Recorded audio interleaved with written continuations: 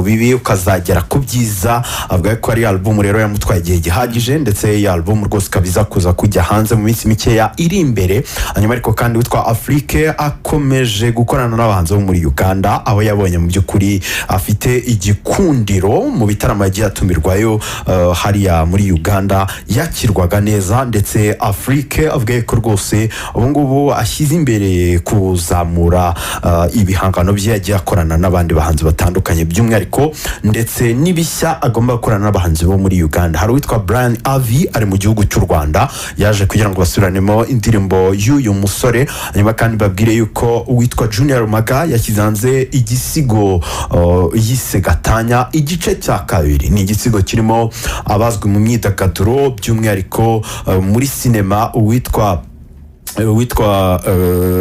Papa Sava cyangwa se Gracian, ndetse rwose harimo n'uwitwa Clapton Kibonke na Ismail Mwanafunzi. Igice cya kabiri cyamaze kujya hanze. Hanyuma kandi mbabwire ko mu by'ukuri hari gutegurwa umushinga ukomeye cyane, ni tape igomba guhuriramo Green P, Amaji the Black, ndetse haravuga ko na Bulldog agomba kongerwamo hip hop muri mwaka 2024. Navuga ko bari gukora neza cyane. Hanyuma kandi abagize itsinda rya Swans Avenue, iyo ni record label ikomeye cyane hano muri Uganda, bamaze kwerekeza Zanzibar, bagiye gusoza imirimo ya album yabo.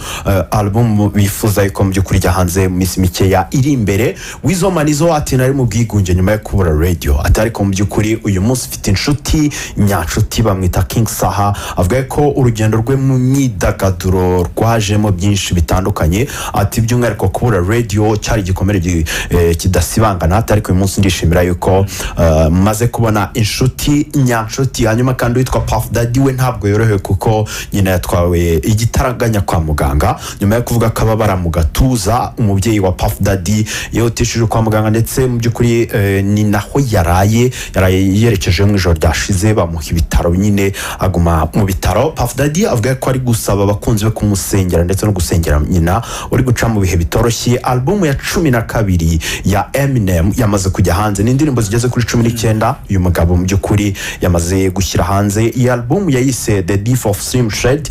Iyi album iri gukundwa byo ku rwego rwo hejuru, nyuma y'uko mu by'ukuri umugabo avuze ko harimo ibitekerezo bye, ariko kandi harimo ngo na filozofi cyangwa se imyumvire benshi batazabasha kumva kuri album. Yego, muzarikoze cyane. Yego, gushimire.